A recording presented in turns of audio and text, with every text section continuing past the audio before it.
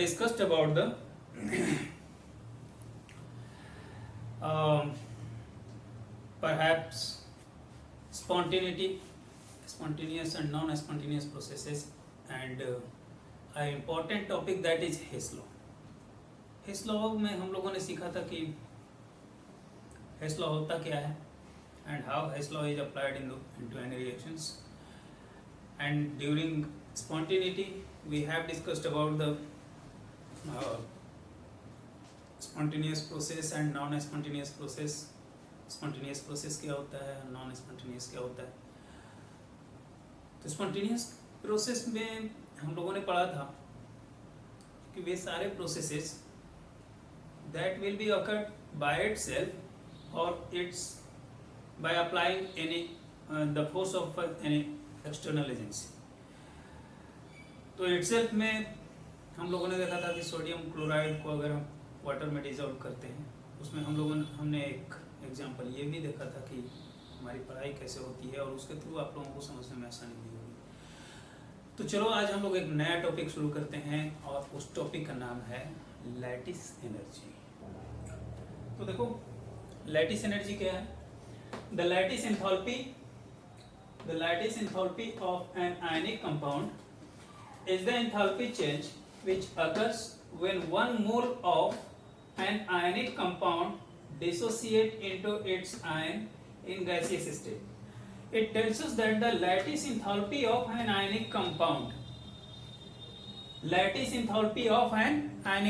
किसी ionic compound का जो lattice enthalpy होता है is the enthalpy change. वो है क्या एक्चुअल में enthalpy change है which occurs when one mole of ionic compound का one mole dissociate होता है किसमें, its ion in gaseous state. Clear है ना. कहता है sodium plus Cl minus solid it dissociate into Na plus and Cl minus, and in this case delta lattice enthalpy given equal to 788 kilojoule per mole. Okay. यहाँ एक चीज और आप लिख लोगे इस पॉइंट पर, दिस पॉइंट, यहाँ आप एक पॉइंट और डालोगे और वो ये डालोगे कि क्या लिखोगे, we cannot calculate the lattice enthalpy accurately की जगह लिखो of any compounds. So what we cannot calculate the lattice enthalpy of any compound directly.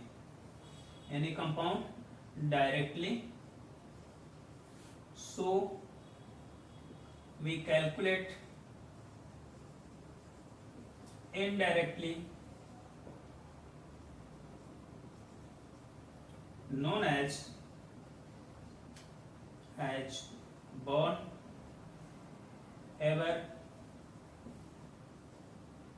cycle.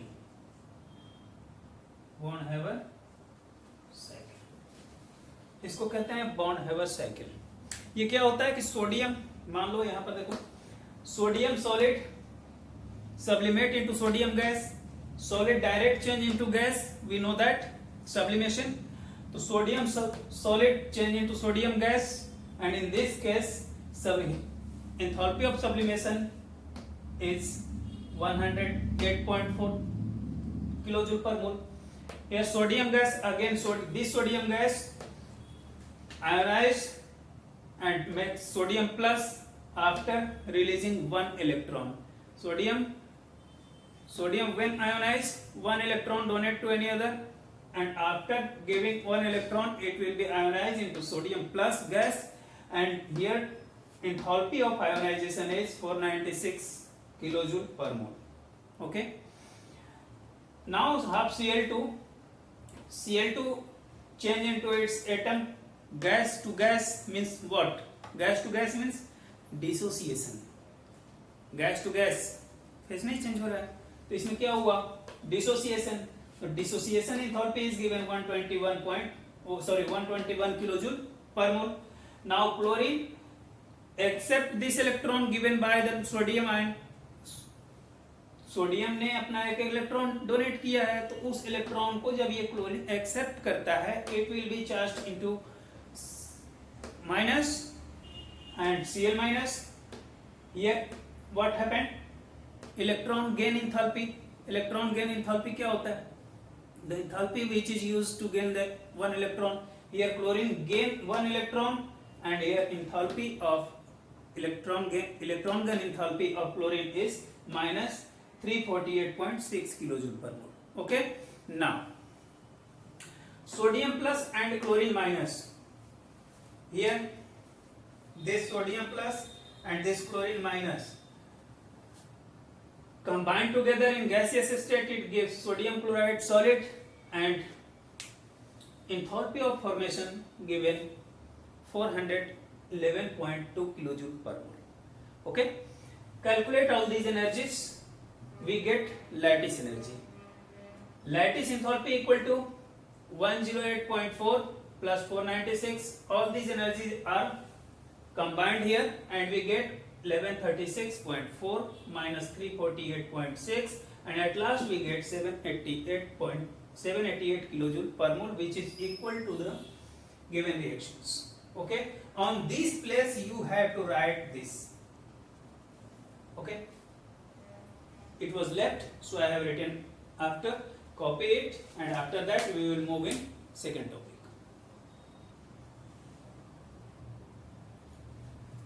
So I hope you all have copied. Let's start now.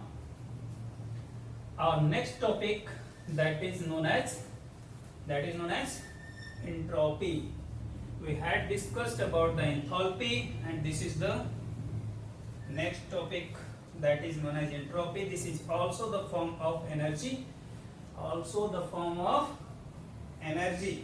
okay, so let's start now entropy. तो देखो entropy actual में बेटा होता क्या है, पहले समझो आप लोग, बहुत इजी है, आसानी से समझ में आ जाएगा, कोई प्रॉब्लम नहीं होगी।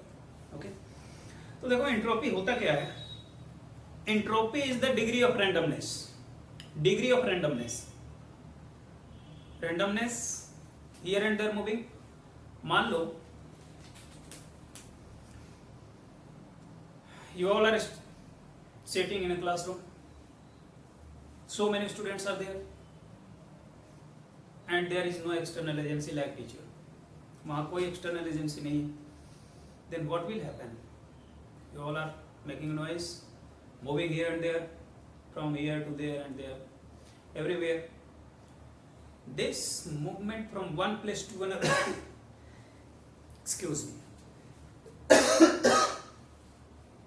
one place to another and making noise, that is known as randomness, disorder, is that? So entropy gives us information about the order of disorder, sorry, order of disorder नहीं, degree of randomness, I am so sorry भाई, जबाना फिसल जाती है, कोई बात नहीं, it's okay. Let's अगर हम लिखना चाहें, इसको डिफाइन करना चाहें, तो हम क्या लिख सकते हैं कि एंट्रोपी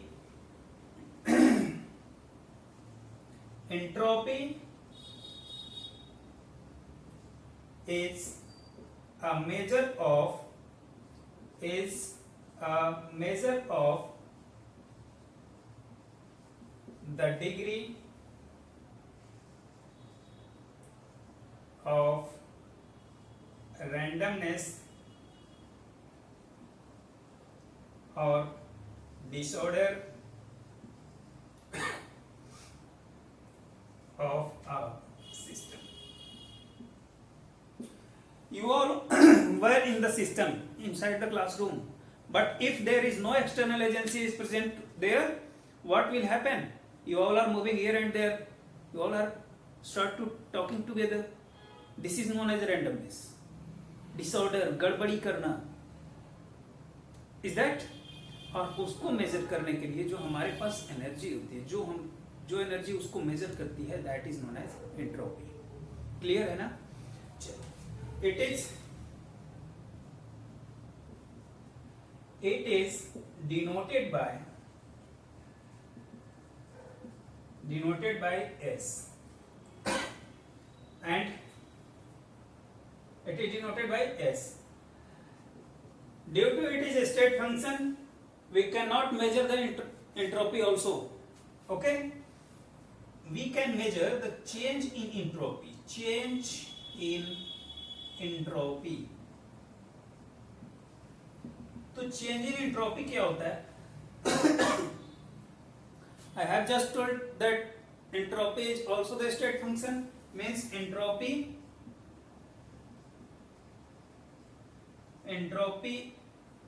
ऐसे लिखो इसको, due to entropy is a state function,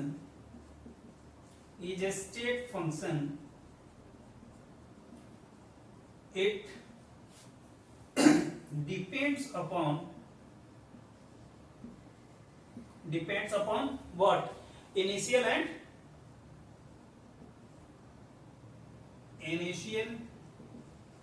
and final value means change in entropy,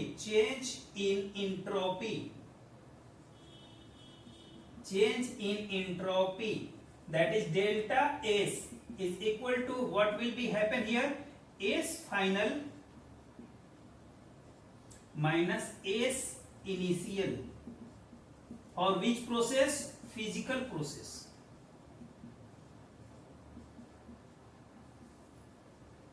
physical process के लिए, ठीक है। वहीं अगर बात करें फॉर केमिकल प्रोसेस, तो चेंज इन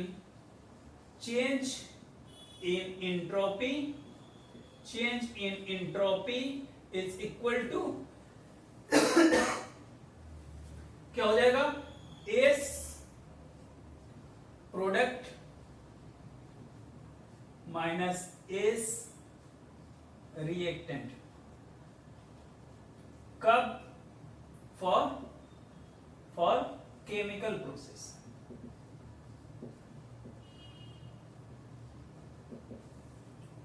ठीक है, change in entropy that is delta S. Okay, entropy क्या है? This is the state function, hence it's value is depend on initial and final value. Initial और फाइनल वैल्यू पर depend करेगा। जब initial और फाइनल पर डिपेंड करेगा तो we can not calculate the exact value of entropy also, so we can find the change in entropy, then change in entropy that is delta S is equal to S final minus S initial, AL। Initial किसके लिए होगा? ये physical process के लिए। Clear है ना?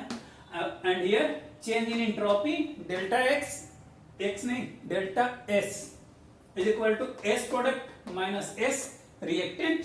ये किसके लिए यूज हम करेंगे? केमिकल रिएक्शन के लिए। क्लियर है?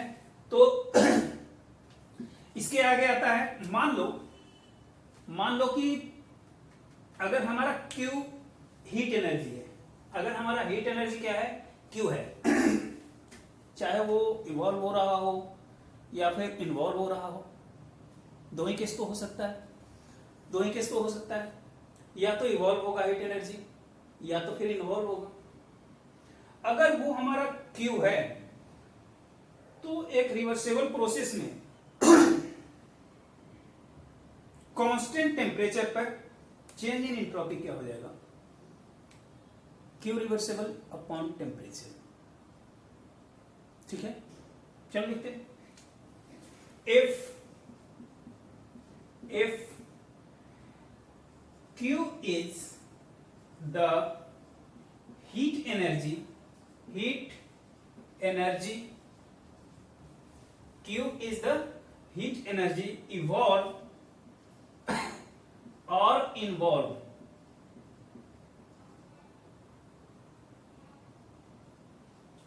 evolved or involved, both are different, and I hope you will understand. Evolved means बाहर निकलना, involved means शामिल होना, उसमें एब्जॉर्ब होना. यहाँ आप लिख सकते हो absorb. In a reversible and isothermal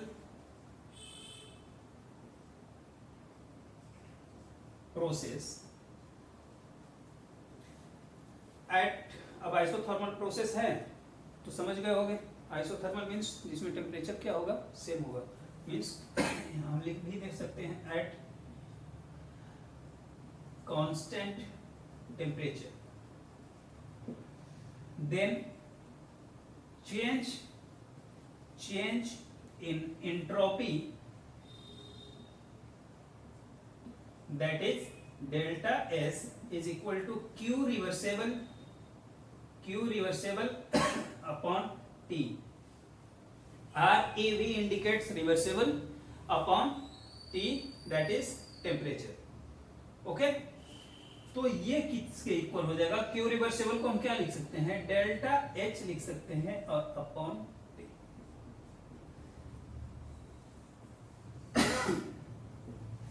Okay, copy it now and after some time we will do anything more.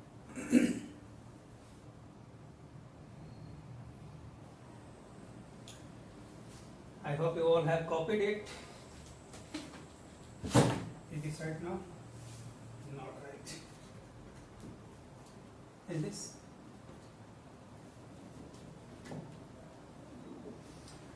Okay.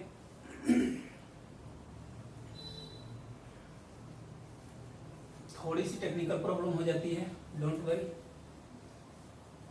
वो तो होती है भाई, जिंदगी है, होना है, परेशान क्या होना है. Move forward always. Okay. Let's start.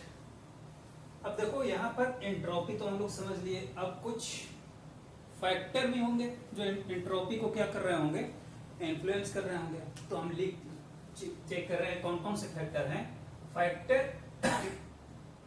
Factor influencing the entropy change. Entropy that is S. ठीक है. तो कौन कौन से फैक्टर हो सकते हैं? हमारा पहला फैक्टर है वॉल्यूम चेंज. वॉल्यूम चेंज भाई देखो, अगर मान लो कोई एक कंटेनर हमारे पास है, कोई एक हमारे पास कंटेनर है, छोटा सा कंटेनर है, मान लो हमारे पास ये एक छोटा सा कंटेनर है, इसमें कुछ गैस के पार्टिकल्स हैं.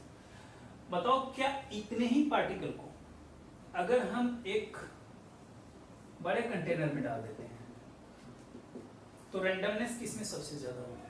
इसके इसमें ज्यादा होगा, क्योंकि स्पेस ज्यादा मिलेगा. मीन्स व्हाट कि वॉल्यूम चेंज,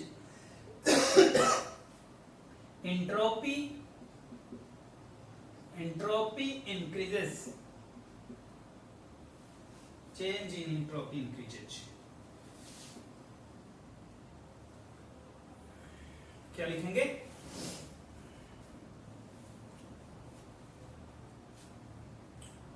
वॉल्यूम चेंज. हमने वॉल्यूम को चेंज किया, हाँ, entropy increases. Sorry, entropy increases in when volume is increased.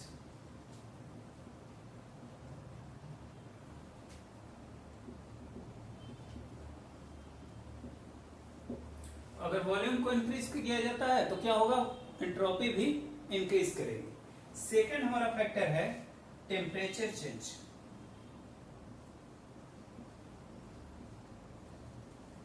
Temperature change. बताओ टेम्परेचर अगर चेंज करते हैं तो क्या होगा? पार्टिकल्स का जो किसी मॉलिक्यूल के जो पार्टिकल्स होंगे, किसी सब्सटेंस के जो पार्टिकल्स होंगे, उन पार्टिकल्स में काइनेटिक एनर्जी बढ़ेगी। काइनेटिक एनर्जी बढ़ेगी तो क्या होगा? रैंडमनेस बढ़ेगा। रैंडमनेस बढ़ेगा तो मतलब क्या हुआ? एंट्रोपी बढ़ गई। तो हम इसको लिख सकते हैं कि change in temperature,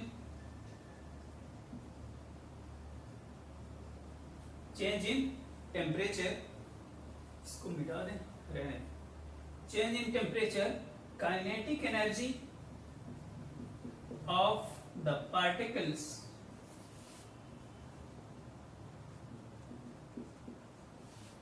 increase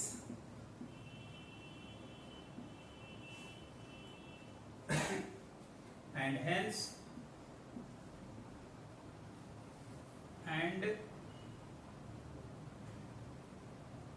randomness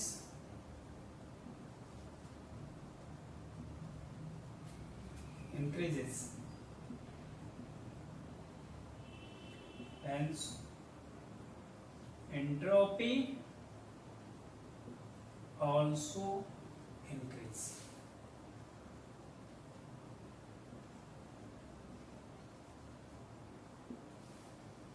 okay, मान लो टेम्परेचर अगर बढ़ेगा then entropy increase, temperature increase, entropy increase. क्यों भाई? Due to kinetic energy increase. Okay,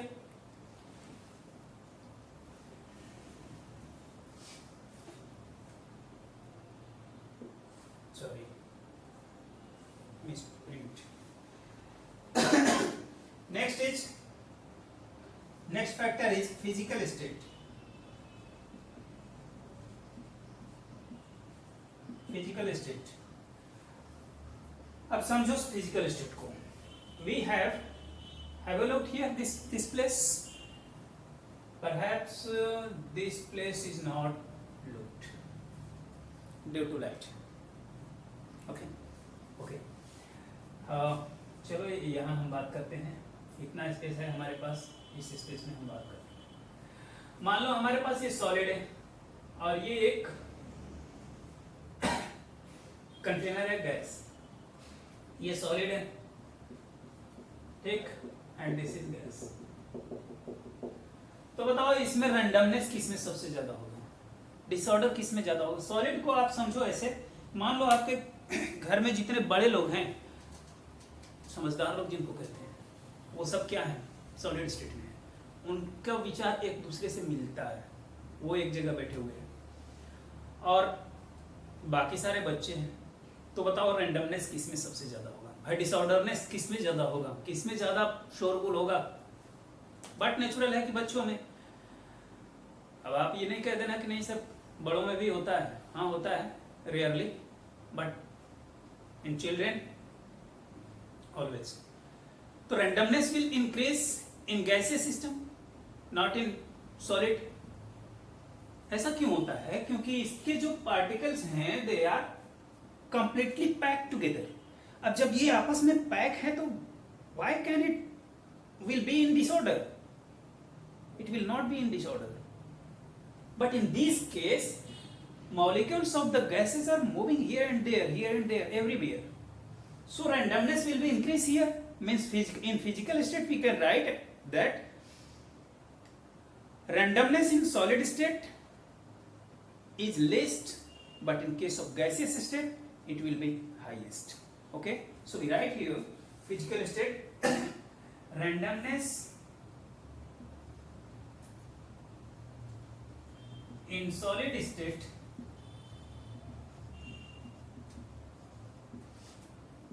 is least, but in gaseous state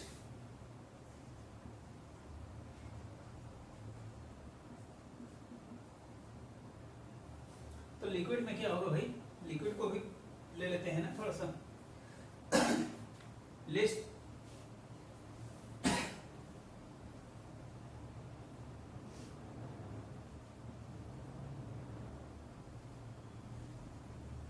lesser than liquid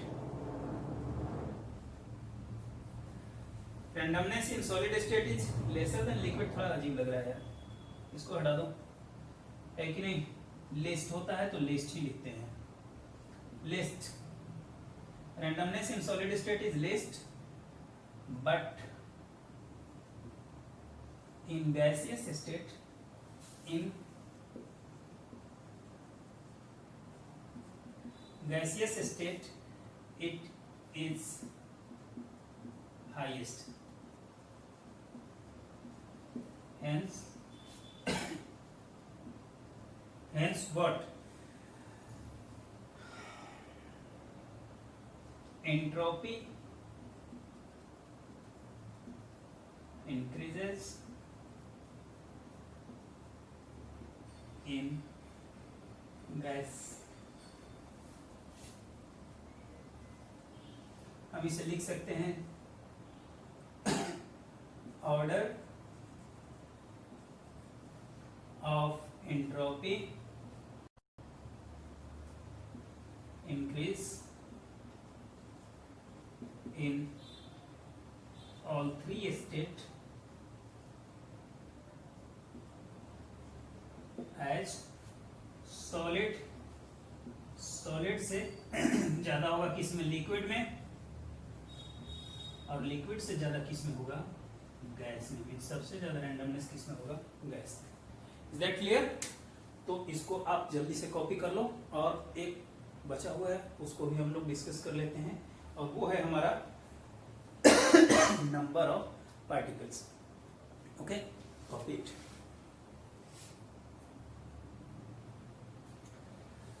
one more factor is that is known as number of particles. बताओ number of particles, number of particles entropy को कैसे affect करता है? How entropy is affected by the number of particle? If number of particle increases then what will be effect on entropy? तो number of particles बताओ आप लोग कि अगर आप अपने क्लास में अकेले हो, किसी एक बंदे को क्लास में बैठा दिया जाए, तो उस केस में क्या होगा? एक बंदा अकेले अपने क्लास में बैठा है, क्या रैंडमनेस वो दिखाएगा? क्या डिसऑर्डर दिखाएगा? वो कुछ नहीं। बट नंबर ऑफ पार्टिकल्स बढ़ा दिए जाएं, उसके ग्रुप के 2-4 लड़कों को और उसमें अंदर कर दिया जाए, बस शुरू हो गया अपना कार्यक्रम, है कि नहीं? तो बस, तो number of particles, number of particles is also the factor of influencing the entropy. If we increase the number of particles,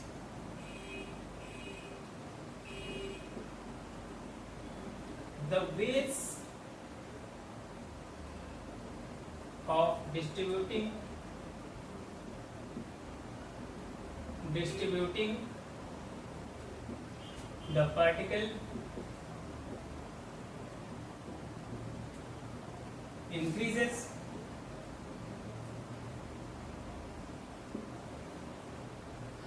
ways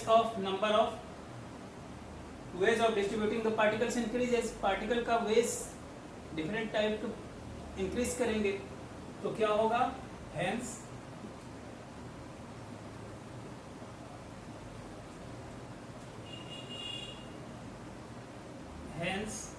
entropy also increases. Okay, तो ये हमारी बात हुई आज एंट्रोपी की, और इसके बाद हम लोग मिलेंगे नेक्स्ट वीडियो में, और वो हमारा होगा second law of thermodynamics and after at all. Okay, thank you.